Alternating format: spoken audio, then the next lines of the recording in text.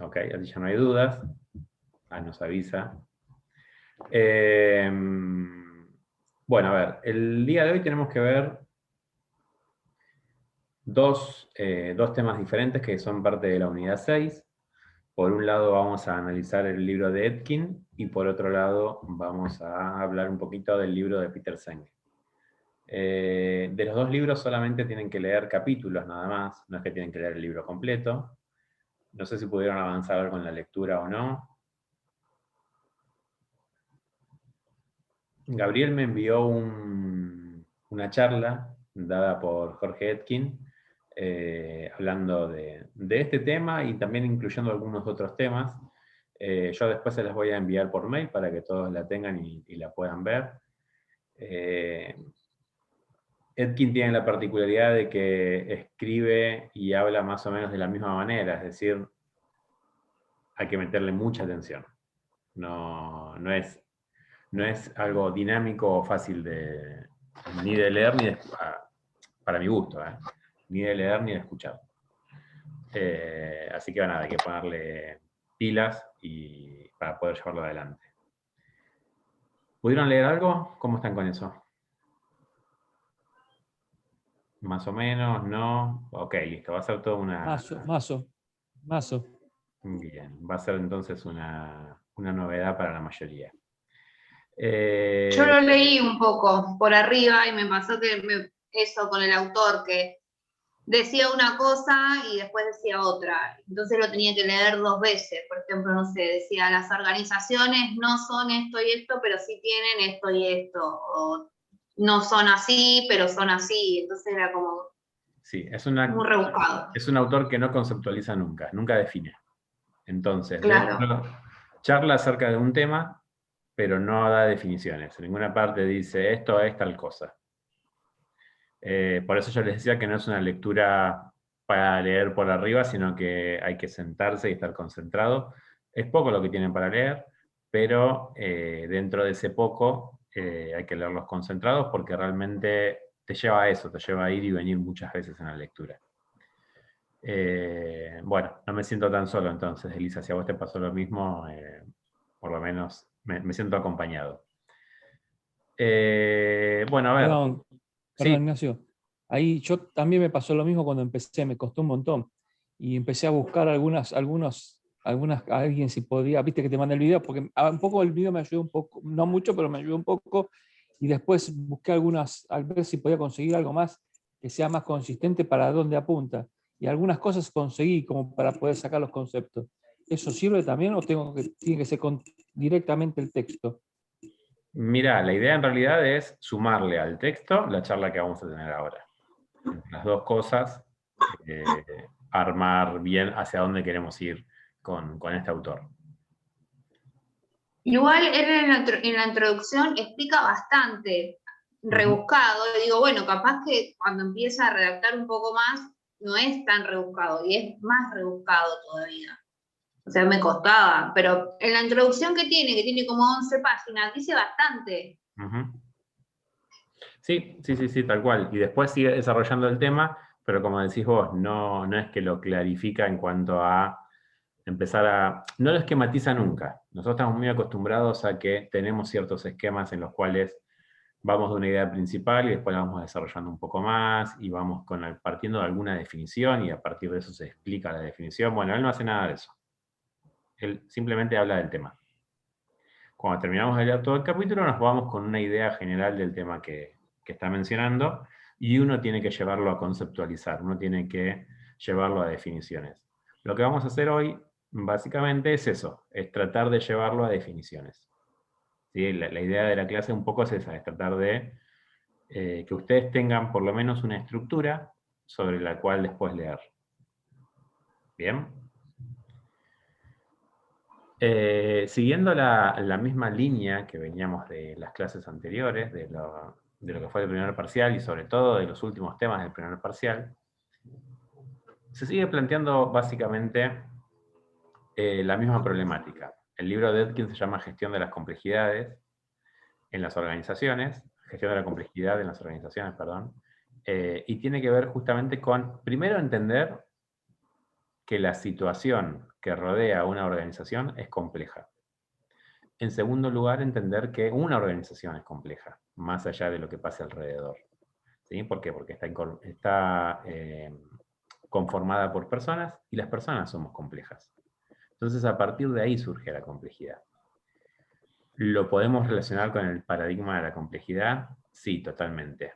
Tiene que ver justamente con una mirada que no sea simplista, con una mirada que no sea de causa y efecto, que no sea lineal, sino que apunta a que una organización es un conjunto de múltiples relaciones. Y no nos dice que la forma de administrar esté mal, pero sí lo que él observa es que hay ciertas organizaciones que han logrado sobrevivir en el tiempo. Entonces las empieza a analizar para ver qué es lo que tienen en común, desde su visión, estas organizaciones que lograron sobrevivir en el tiempo. A este tipo de organización él lo va a llamar organización viable. ¿Sí? Nosotros ya teníamos otros tipos de organización que fuimos viendo con los otros autores. Le vamos a sumar un concepto más que es el de organización viable. Ese es el concepto padre de lo que vamos a ver de Etkin. Es el concepto principal y lo que vamos a hacer ahora es desarrollarlo a ese concepto y ver qué incluye una organización viable. O sea, ¿qué es una organización viable? Como yo les dije recién, lo que él observó son organizaciones que hayan perdurado en el tiempo. Entonces, la viabilidad tiene que ver con perdurar en el tiempo. Tiene que ver con que sea una organización que no aparezca y desaparezca después, sino que sea una organización que dure. El sentido de las organizaciones y el sentido de que los seres humanos nos unamos en organizaciones tiene que ver con la trascendencia. Tiene que ver con esta idea de que lo que una organización puede hacer y puede aprender es mucho más de lo que puede aprender una persona en su vida. Por lo tanto, las organizaciones tienen la posibilidad de trascender la vida de una persona. ¿Sí? La idea siempre es que las organizaciones perduren más allá de la vida de aquellos que las han generado. Cuando observamos organizaciones que están muy centradas en una persona, que está muy ligada la imagen de la organización a una determinada persona, lo que vemos es que cuando esa persona no está, la organización se siente resentida. Un caso bastante icónico es el caso de Apple con Steve Jobs. Que Steve Jobs, bueno, fue la mente creadora y la que logró impulsar Apple. Y lo que se observó es que cuando él murió, tuvo un periodo bastante grande de incertidumbre la empresa, en la cual no se sabía para dónde iba a seguir. ¿Por qué? Porque estaba muy ligada a esta persona. La empresa continuó, obviamente, sigue generando cosas nuevas, ha buscado reinventarse en cierto aspecto, tratando de seguir las ideas que había dejado Steve Jobs y después generar nuevas ideas, más en una organización que se dedica a los avances tecnológicos, lo cual necesita continuamente estar incorporando nuevas ideas. Pero realmente estaba muy ligada a la imagen de él. Entonces, resultó muy difícil salir de esa imagen. En algún momento se pensó que la organización iba a desaparecer cuando él murió. Él aparte murió de una enfermedad que lo tuvo bastante tiempo mal, entonces se sabía que ese final iba a llegar y todo el mundo estaba tratando de ver cómo iba a ser la transición de la empresa. Insisto, una de las posibilidades que se barajaba era que la empresa desapareciera. Por lo tanto, ahí no podemos hablar de viabilidad si nosotros ligamos tanto a la empresa a una persona. El concepto de Etkin de organización viable tiene que ver con la posibilidad de una organización que sea sustentable en el tiempo. Utilizo a propósito la palabra sustentable para que ustedes lo puedan ligar o unir con otro concepto que ya vimos. ¿Cuál sería?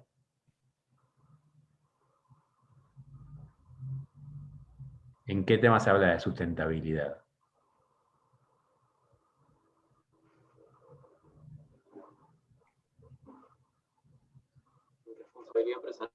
Empresarial.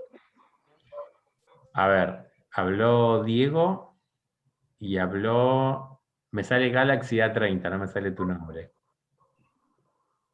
Ay, no, claro.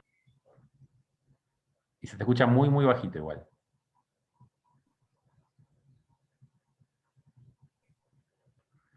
A ver, ¿qué habías dicho vos, Diego?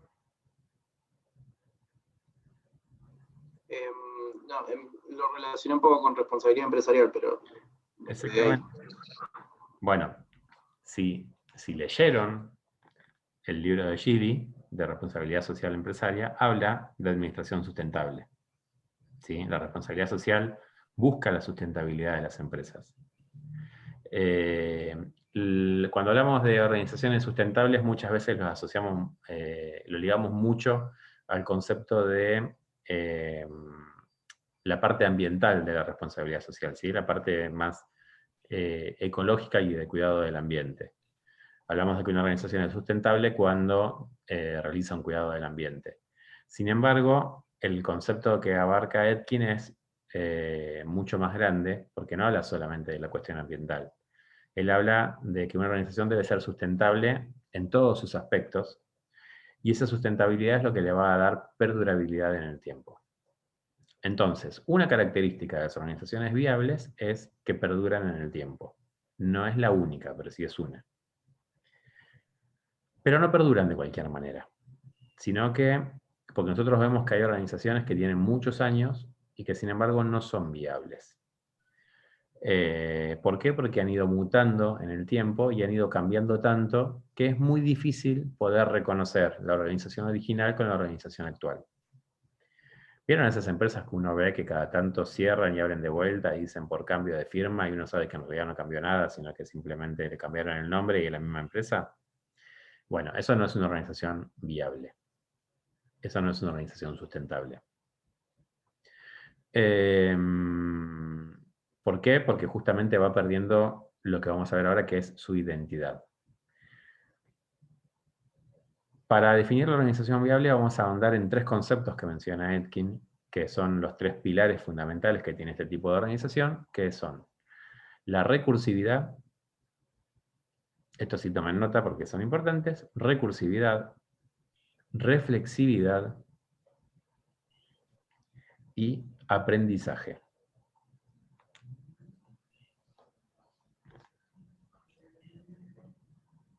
La recursividad no es el principio recursivo del paradigma de la complejidad. No es lo mismo. Es la misma palabra, pero se utiliza de distinta manera. Conceptualmente, Etkin la define de otra manera. O sea, que lo que Etkin dice es que para que una organización sea viable, tiene que perdurar en el tiempo, y para lograr esto debe cumplir con tres atributos. Esos atributos son recursividad, reflexividad y aprendizaje. ¿De qué habla cuando habla de recursividad? Tiene que ver con las bases constitutivas de la organización. La recursividad está referida a aquellos conceptos que son base de la organización y que le dan una identidad a la misma, que explican el motivo por el cual la organización existe, por cuál se creó la organización. Está muy ligado a un concepto que vimos al principio del cuatrimestre llamado visión. Sí, está muy ligado a la visión y a los valores de la organización. Es decir, la forma de hacer las cosas y el para qué existe la organización. Entonces, una organización va a ser recursiva cuando conserve su identidad. ¿Y de qué manera logra conservar la identidad? Cuando una organización tenga un problema, va a tener que acudir a sus bases constitutivas, es decir, a su esencia, para resolver el problema. Es necesario que ese problema lo resuelva siendo ella misma, siendo la misma organización. Lo mismo pasa con las personas, ¿sí? Para que una persona tenga una cierta estabilidad y una cierta continuidad en su hacer, tiene que tener ciertos parámetros que sean fijos, inalterables. Algunos lo pueden llamar principios. Es decir, que cuando uno realice ciertas actividades, las va a resolver poniendo su propia impronta. Y hay muchas veces que se nota la mano de una persona en las actividades que hace. Vieron que no sé si les ha pasado alguna vez, de algún, no sé. Yo tomo, en otra materia, tomo exámenes con otro profesor. Y los exámenes los armamos entre los dos. Unas preguntas las armo yo y otras preguntas las arma él. Y los alumnos se dan cuenta enseguida cuáles son mis preguntas y cuáles son las del otro profesor. ¿Por qué? Porque tienen una impronta determinada. Porque tienen que ver con la forma que tiene uno de pensar, la forma que tiene uno de explicar, y la forma que tiene uno de preguntar y de evaluar. ¿Sí? Y uno se da cuenta enseguida, lo distingue, porque ve características de la persona en esa acción que está realizando, que en este caso es una pregunta de un parcial. ¿Les ha pasado algo así alguna vez? No con un parcial necesariamente. Que ustedes vean características de una persona en una acción determinada, que lo ven y dicen, esto lo hizo Juancito. A mí me pasa mucho cuando recibo reportes o planillas de Excel también, que por ahí manejan la misma información, pero uno lo trata de una forma, con una tabla, otro con otros datos. En sí es todo lo mismo, pero cada uno como que trabaja de diferente manera. Claro, tal cual. Y vos te das cuenta enseguida, sin ver quién lo envió, sabes quién es el que lo hizo. Bien, ahora cuando ese hacer tiene que ver con características distintivas de la persona, no sé. A ver, lo voy a llevar a un ejemplo que se me ocurre ahora. Me imagino que varios de ustedes vieron la serie Friends. ¿Sí? Algunos sí, algunos no. Bueno, los que vieron la serie, ¿pueden determinar que hay hechos que pueden ligar a cada uno de los personajes y que dicen, esto es típico de fulanito, esto es típico de tal otro personaje? Son 6 personajes en la serie, les cuento para los que no la vieron, que tienen características muy distintas, que tienen formas de ser muy diferentes. ¿Ustedes pueden ligar hechos que ven en la realidad a alguno de esos personajes? Ahí Patricio dice que sí. ¿Alguno más? De los que han visto la serie, los que no. Julián dice que sí. Sí.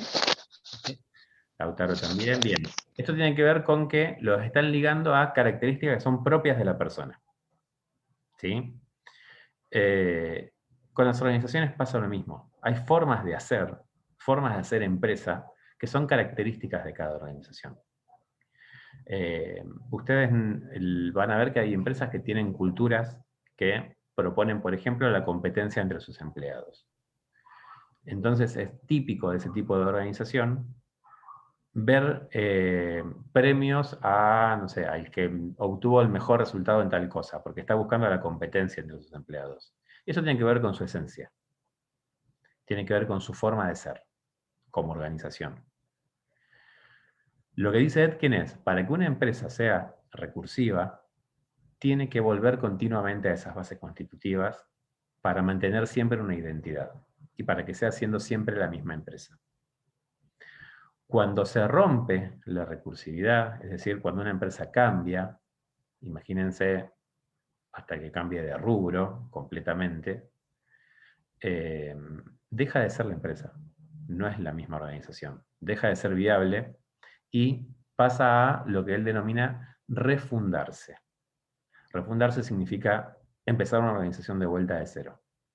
Por más que tenga 50 años de vida la empresa, si modifica sus bases constitutivas, si va en contra de sus bases, si se empieza a dedicar, no sé, tengo una pizzería abierta hace 50 años y un día la cierro y pongo una ferretería. Quizás la atención, la forma de atender sea más o menos la misma y tengo una identidad en cuanto a la forma de atender, pero no puedo decir que es la misma empresa. ¿Sí? Porque el sentido es completamente otro. A eso Etkin le llama refundarse. Y eso rompe con la viabilidad. No podemos hablar ahí de una organización viable. Estamos hablando de una organización que se ha reinventado, que ha buscado, ante los cambios que ha habido en el ambiente, modificar para sobrevivir. Pero sobrevivir no implica ser viable. ¿Se entiende? Porque si yo sobrevivo... A ver, ustedes me conocen a mí como docente. Bueno, si yo sobrevivo a partir de dar clases, es una cosa. Ahora, si yo para sobrevivir salgo de caño a la calle a robar a la gente, no puedo hablar de que sigo siendo el docente. ¿Se entiende? Ahí cambiaste de rubro. Cambié de rubro bruscamente. Exactamente. Patricio, ¿ibas a comentar algo? Sí, que básicamente ser una organización viable quiere decir que no pierdas tu identidad. Podés hacer otras cosas, pero sin perder tus valores, porque lo que me estás nombrando es que no importa lo que hagas, siempre y cuando respetes quién sos. Exacto. Dentro del mismo rubro también, yo puedo romper con mi identidad. Imagínense ustedes que van a un McDonald's y en lugar de que ustedes se sirven, les preguntan qué quieren comer y lo que ustedes quieren comer se los preparan y se los lleva un mozo a la mesa. ¿Eso es un McDonald's? Claramente que no. Yo voy y le pido una grande de mozzarella y me la hacen y me la traen. Eso no es un McDonald's, ¿sí? Porque no tiene la identidad de McDonald's. Más allá de que se siga dedicando a la gastronomía y que se siga llamando McDonald's. Entonces, cuando Etkin habla de viabilidad, habla justamente de esta identidad que se tiene que mantener. Bien. Eso sí, aparte de la recursividad, ¿no? Esto es recursividad, exactamente. ¿Sí? Es recursividad, que es mantener las bases constitutivas. Yo creo que les conté a ustedes el caso de Gillette, ¿no? ¿No? ¿No se los comenté? No. Todos me dicen que no, así que evidentemente no. Bueno, les cuento, es un caso de recursividad. Si cuando me empiezo a contar se dan cuenta que sí, ya se los conté, me frenan y hablamos sobre el caso ya, pero no hace falta que se los cuente todo de vuelta. Año 2001 de Argentina, plena crisis política, económico y financiera. No había plata en el mercado, no había dinero dando vuelta. Y Gillette, empresa internacional, que todos la conocemos, ¿por qué? ¿Qué hace Gillette? ¿Se pinta la cara? Maquinita de afeitar. Maquinita de afeitar. Cuando empiezan con los gestos me causa gracia porque yo lo completo los espacios así en blanco. Bien, maquinitas de afeitar. Es más, de hecho, a la hojita de afeitar le decimos Gillette, y en realidad no se llama Gillette, es la marca. Bueno, todos conocemos a la empresa. Esta empresa, en el año 2001, a partir de la crisis que había en el país, y sobre todo en el año 2002, decide, para poder financiar la operatoria de su sucursal de aquí de Argentina, la sucursal de Argentina decide armar una segunda compañía. Arma una empresa financiera que se dedica básicamente a prestar dinero en una época en la que no había dinero, y como no hay dinero, cuando uno presta dinero en un momento en el que no hay, eso significa que cobra altas tasas de interés. ¿Sí? Es algo que está al borde de lo que llamamos usura. ¿Sí? Que es cobrarte lo que quieren en una época en la que no hay plata, dando vueltas. Bueno, es lo que hacía esta empresa, básicamente. Le va muy bien, gana muchísima plata. Con esta forma, ante un mercado seco, inyectar dinero, ser un prestamista, le va bien a la organización. Logran financiar la operatoria de todo ese año y obtienen un buen resultado para el año 2002. Sin embargo, el gerente de Argentina, bueno, estaba muy orgulloso de lo que había logrado, recibe un llamado del gerente general de Gillette, ¿sí? De Gillette Internacional, no de Gillette Argentina. Lo llaman a este señor y le dicen, bueno, cuénteme a ver de lo que hizo usted este año, porque me comentaron que tuvo resultados positivos a pesar de la crisis que hay en Argentina. Y el gerente argentino, se imaginan ustedes, empezó a contar lo que había hecho, porcentajes, ratios, esto, lo otro, a compararse con el resto de las empresas que a todas les había ido mal. El tipo agrandado como corcho en el agua. El gerente general lo escucha y le dice, bueno, muy bien, vamos a hacer dos cosas. Primero, usted va a desarmar todo lo que hizo. Es lo primero que tiene que hacer. Y en segundo lugar, está despedido. El gerente de Argentina, argentino, imagínense, no entendía absolutamente nada. Un gerente que gana plata y lo echan. Entonces le pregunta por qué lo están echando. Y el gerente general le explica, miren, nosotros somos Gillette. Si usted tiene un problema, nosotros vendemos maquinitas de afeitar. Entonces, si usted tiene un problema, lo va a resolver vendiendo maquinitas de afeitar. Si el problema es muy grave, usted tiene que vender más cantidad de maquinitas de afeitar. Porque somos Gillette y no vamos a permitir que el nombre de la empresa se manche con una actividad que no es nuestra. Somos Gillette para todo el mundo, no vamos a permitir que la sucursal de Argentina haga algo distinto. Ahí hablaba de identidad. Ahí hablaba de visión, mantener la visión de la organización. Y ahí hablaba de valores. Dentro de esta organización, qué se puede hacer y qué no se puede hacer. Eso es recursividad. Eso es volver a las bases constitutivas ante un problema para resolverlo, sin perder la identidad, siendo Gillette. Y al gerente lo echaron a la mierda, básicamente. ¿Bien? ¿Se entiende la idea entonces de la recursividad? Bueno, bien. Junto con la recursividad, no alcanza esto solamente. No alcanza mantener la identidad porque es como, bueno, morís con la tuya, pero morís, en definitiva. Entonces, no podemos hablar de viabilidad si morís con la tuya. El tema es que vos mantengas la tuya, que mantengas tu identidad, pero que sobrevivas también. A esto entonces, Etkin dice, listo, hay que sumarle también otro concepto que es la reflexividad. ¿Qué es la reflexividad? Es tener la capacidad de poder hacer un análisis propio. Un análisis interno de la organización. ¿Sí? Cuando uno se llama a la reflexión, lo que hace es se pone a pensar. Bueno, es pensarse a uno mismo. Y para esto, en la administración tenemos un montón de herramientas. Herramientas que ustedes van a ir viendo en varias materias. Antes las dábamos en esta materia, pero la verdad que no se justifica porque ustedes lo ven en otras materias. Por ejemplo, me imagino que los que cursaron comercialización vieron el análisis FODA. ¿Les suena? Algunos dicen que sí. ¿Alguien no tiene idea de qué estoy hablando? Débora no tiene idea. ¿Alguno más? Gabriel tampoco. Bueno, análisis FODA es una foto de la organización. Es sacar una foto en un momento y establecer lo que el FODA implica, que es una sigla. FODA es fortalezas, oportunidades, debilidades y amenazas. ¿Sí? Entonces es tener una mirada interna y decir, bueno, a ver, ¿cuáles son mis fortalezas? ¿Cuáles son mis debilidades? Eso tiene que ver con la propia organización. ¿Cuáles son mis oportunidades y mis amenazas? Eso ya tiene que ver con el afuera. Junto con esto también hay otros análisis como por ejemplo la llamada matriz BCG, con la cual se analizan cómo se realizan las inversiones dentro de una organización. También hay otro análisis muy similar que es la cruz de Porter, en el cual es el modelo de las 5 fuerzas de Porter, que se analizan las fuerzas que interactúan con la organización. Las que están dentro de la propia organización y las que están alrededor. Proveedores, clientes, el Estado, nuevos competidores, y cómo pueden afectar eso a la organización. Es como sacar una foto en un momento y decir, bueno, a ver, ¿dónde estoy parado? Todas esas herramientas ayudan a la reflexividad. La reflexividad no es algo natural y no es algo sencillo. Vamos a hacer una prueba.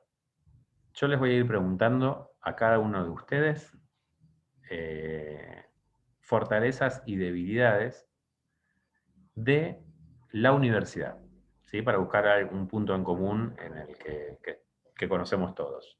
La universidad como organización, que ustedes me mencionen una fortaleza y una debilidad. ¿Sí? Voy a arrancar con Julián, los voy a ir diciendo yo en el orden que tengo los cuadraditos. Te maté, Julián, pero bueno, sos el primero. No, me liquidó. Fortaleza de universidad como concepto. De la Universidad del 3 de digamos. febrero, no de las universidades en general, sino esta universidad en particular. Ah, ok. Debilidad, se me ocurre así rápido, el hecho de, no sé, varias sedes distribuidas. Bien. Bien. Uh-huh. Estaría bueno un campus, estar todo centralizado, no sé. Perfecto. Fortaleza, bueno, el aprendizaje. De estar distanciada y una comunidad, impartir conocimiento. Medio Bien. obvio, ¿no? Ah, no, está bien, puede ser. Uh-huh.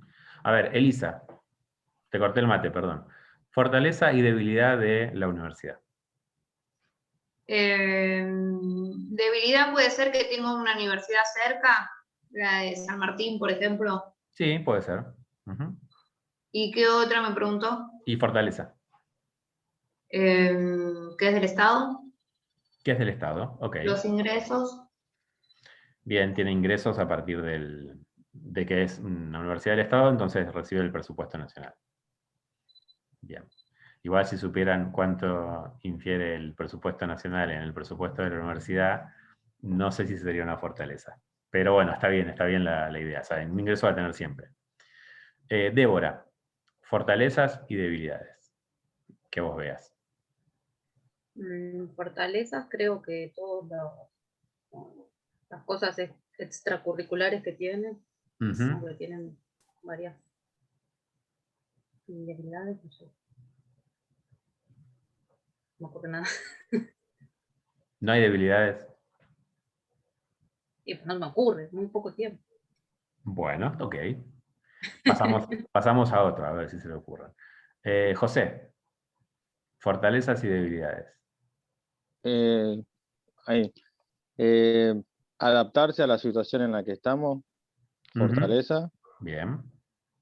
Y también, como le pasó a ella, debilidad no, ahora sí no se me ocurre ninguna. Debe tener, pero no se me ocurre ninguna. Bueno, yo después les digo algunas. Ariana, fortalezas y debilidades. ¿Se te ocurre alguna? Como debilidad no sé si cuenta, pero tal vez el estacionamiento Bueno, bien, bien. Perfecto. Y ahora encima me es medido. ocurrió, no sé. Nosotros no volvimos todavía, pero ahora es medido el estacionamiento en Caseros. Ah. Y fortaleza que tenemos buenos profesores. A mí me gusta cómo enseñan, la verdad. Me queda muy claro todo. Pero Bueno, no sé qué. Ariana ya está aprobada. Ahora pasamos a Clara. Clara, ahora yo te cambio la pregunta a vos. Bueno, dale. Ya venías inspirada, te dejo, dale. Fortalezas y debilidades de la universidad. No, fortaleza es la amplitud académica. Por ejemplo, yo estudio logística y es en una de las pocas donde está la licenciatura en una universidad pública. Y debilidades, la oferta de algunas materias como informática, que es un caos. Les tengo buenas noticias al respecto. Una buena y una mala. Ya que estamos, se las tiro. A partir del cuatrimestre que viene va a haber 18 comisiones más de inglés y de informática. 18 de cada una. La mala noticia es que profesor de informática voy a ser yo también. Así que capaz que me tienen que cruzar en Info 1 o en Info 2. Nada, comentarios ya que estamos. Pero bueno, bien con fortalezas y debilidades. Patricio, seguís vos. Ahora sí te cambio, ya está. Ya. Clara me puso cara de que por qué si ya tenía todo pensado. Bien, Patricio, fortaleza y debilidad tuya. Mías, bien. Debilidad, tengo una... ¿Cómo puedo decir? Te freno. Demasiada... Pará, te freno. Imaginemos que es una entrevista laboral. Sí. Tengo una confianza demasiado grande en mi aprendizaje en clases y abuso de eso, y a veces no leo lo que debería leer, como por ejemplo hacer esta clase, y bueno, quedo expuesto a no saber. ¿Y eso es una fortaleza o una debilidad? Es una debilidad, porque me apoyo mucho en mi forma de aprender para no leer. Bien. ¿Y fortaleza? Y una fortaleza, tiendo a aprender para enseñar, por ende me quedan muy marcados los conceptos. En especial cuando trabajo en grupo. Cuando trabajo en grupo, leo y estudio para poder enseñarle a mis compañeros. Entonces, como quien dice, se aprende dos veces. Bien, perfecto. María Sol. Fortaleza y debilidad. Fortaleza, me adapto rápido a los cambios. Si me cambian de puesto, me puedo adaptar. Y una debilidad, soy muy ansiosa soy muy ansiosa, quiero terminar rápido todo. Ok, bien. Gabriel, fortaleza y debilidad tuya. Fortaleza, soy muy responsable, demasiado, ya por exceso. Me gusta lo que hago. Soy muy, ¿cómo te puedo decir? Estudié una carrera y terminé enamorado de lo que hago hoy en día y para mí es como una adrenalina total y esa es mi fortaleza. Y mi debilidad es no dedicar tiempo a mí mismo. Me dedico mucho más a otras cosas. Me doy para los demás, pero no me doy para mí. Bien. Y esto fue una oportunidad. Esto de estudiar fue una oportunidad de darme, aunque sea un tiempito, darme la forma de poder armar un futuro que para mí va a ser importante porque el día que me jubile mi intención es, si Dios me da la suerte, enseñar a los demás y poder tener una jubilación fuera del trabajo. No, olvídate, si sos docente te vas a llenar de plata. No busco eso. Quédate tranquilo que no busco eso. No, está Busco bien, no broma. regalar lo que me dio la vida, todos los que me enseñaron. Me parece muy bien. Y te digo más, Comparto. yo tuve la suerte hasta ahora tuve la suerte de tener muy buenos docentes que me ayudaron muchísimo. Bueno, viste, puede fallar un cuatrimestre, pero ¿qué le vamos a hacer? Es lo que hay. No se tiene tan abajo. Hubieron peores. Hubo peores, claro, tal cual. Mauro, una fortaleza y una debilidad tuya. Profe, la verdad, una fortaleza en cualquier ámbito puede ser. No, una entrevista laboral, imagínate. Te estoy preguntando, sí, para ver si te tomo o no te tomo, y te pregunto una fortaleza y una debilidad tuya. Bueno, una fortaleza es que soy muy responsable y una debilidad puede ser que no me tengo mucha fe en mí mismo. Bien. Como que lo que doy siento que puedo dar más siempre. Ok, bien. No sé si les pasó, es una pregunta típica en entrevistas laborales, que digan 3 cosas buenas o 3 cosas malas de ustedes. ¿Qué les resultó más fácil a los que les fui preguntando? Y a los que no también, o sea, si se lo imaginan ustedes, ¿qué les resulta más fácil? Encontrar fortalezas y debilidades. Fortalezas y debilidades afuera, por ejemplo en la universidad, o en ustedes mismos. Afuera, siempre. Siempre afuera. Siempre. Pero ¿qué conocen? La pregunta es, ¿qué conocen más? A uno mismo. Es más fácil encontrar fortalezas en uno mismo. Pero es difícil hacerte cargo de las debilidades. De las debilidades no, claro. Claro. Y aparte, más si es una entrevista laboral.